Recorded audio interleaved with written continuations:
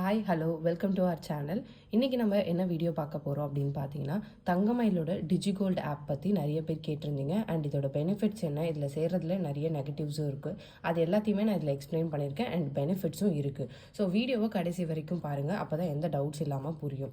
ஓகேங்களா? ஃபஸ்ட்டு தங்கமயில் DigiGold app அப்படின்றது ஒரு 11 மந்த் ஸ்கீம் இருக்க ஒரு ஆப். அதாவது நம்ம நார்மலாக தங்க கடையில் போயிட்டு 11 மாதம் நம்ம ஃபிசிக்கலாக கட்டுவோம் இல்லைங்களா, கடைக்கு போய் மாதம் மாதம் கட்டுறது மாதிரி. இது வந்து மாதம் மாதம் கட்டணும்னு கிடையாது. 11 மாதத்துக்குள்ளே நம்ம எப்போ வேணாலும் கட்டிக்கலாம், எந்த நாள் வேணாலும் கட்டிக்கலாம். ஓகேங்களா? மினிமமாக 100 ரூபாயிலிருந்தே நம்ம வந்து கட்டலாம்.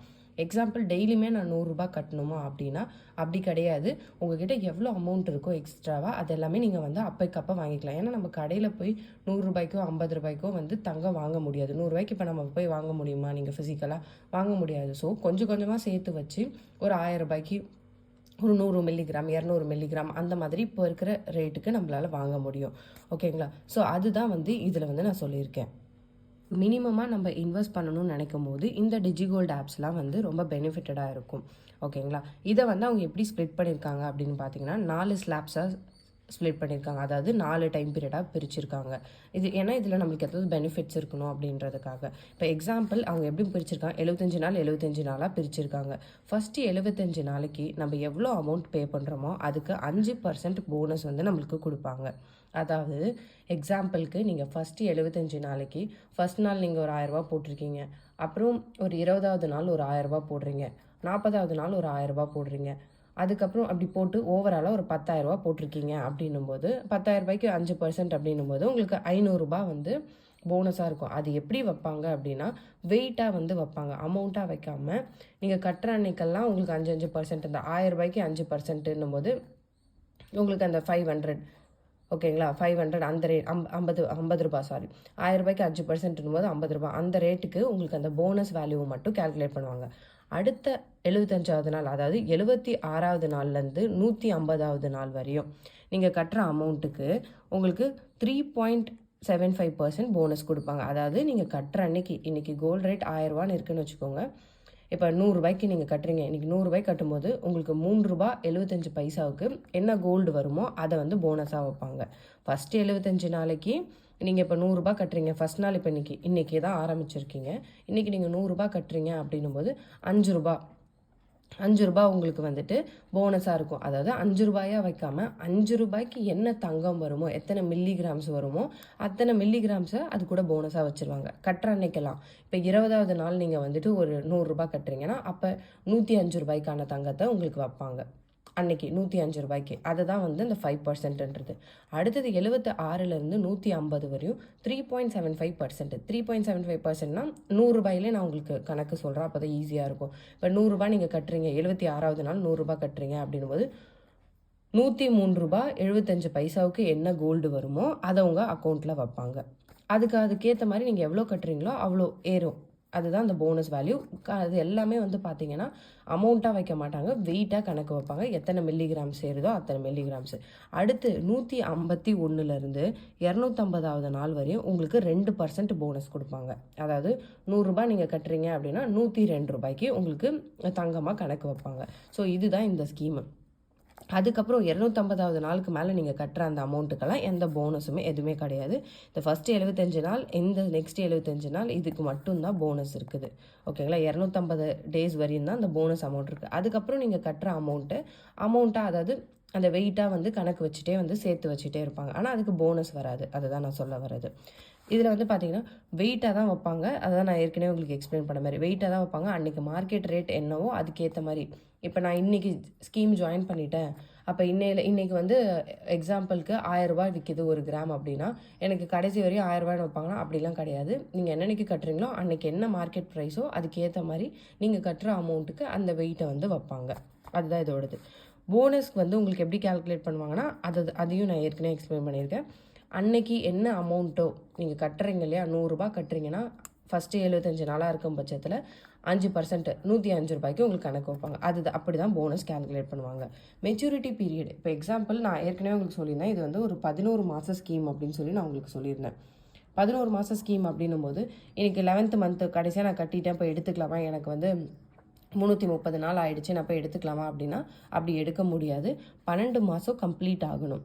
12 மந்த்ஸ் கம்ப்ளீட் ஆகணும். அதாவது 11 மாதம் நம்ம கட்டி முடிச்சிருவோம். அதுக்கப்புறம் 1 மாதம் நம்ம வெயிட் பண்ணி தான் வந்துட்டு எடுக்க முடியும் கோல்டை.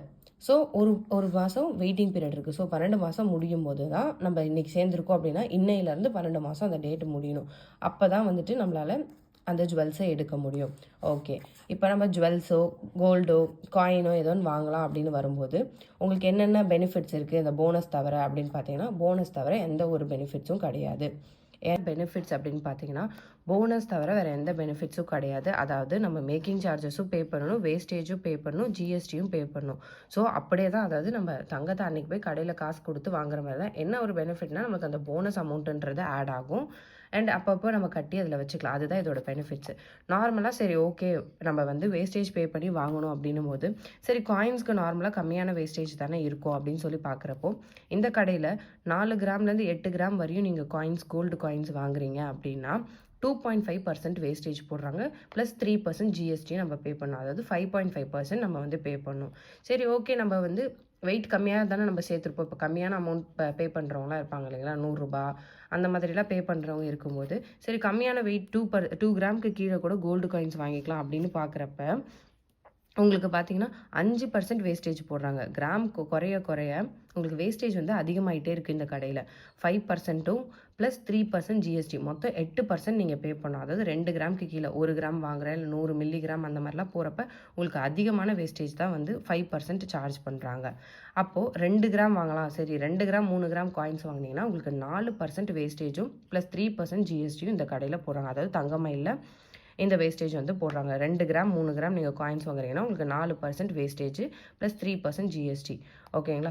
சரி காயின்ஸ்க்கு இவ்வளோ போடுறாங்க, ஜுவல்ஸுக்காவது நம்மளுக்கு வேஸ்டேஜ் இல்லாமல் போடுவாங்க. அவங்க ஆப்வியஸாக சொல்லிட்டாங்க ஃபஸ்ட்டே வேஸ்டேஜ் இருக்கும், ஜிஎஸ்டி இருக்கும், மேக்கிங் சார்ஜஸ் எல்லாமே இருக்கும்னு சொல்லிட்டாங்க. ஸோ அப்படின்னும் போது ஆன்டிக் ஜுவல்லரி போனீங்கன்னா இந்த கடையில் மினிமம் ஸ்டார்டிங் வந்து பார்த்தீங்கன்னா 20% வேஸ்டேஜ் இருக்குது. சரி நான் ஆன்டிக் வாங்கல நார்மல் வாங்கிக்கலான்னு பார்த்தாலும் இதுக்கு பெரிய வித்தியாசம் கிடையாது. 18% வரையும் அவங்க சார்ஜ் பண்ணுறாங்க. 15 to 18% வேஸ்டேஜ் போடுறாங்க.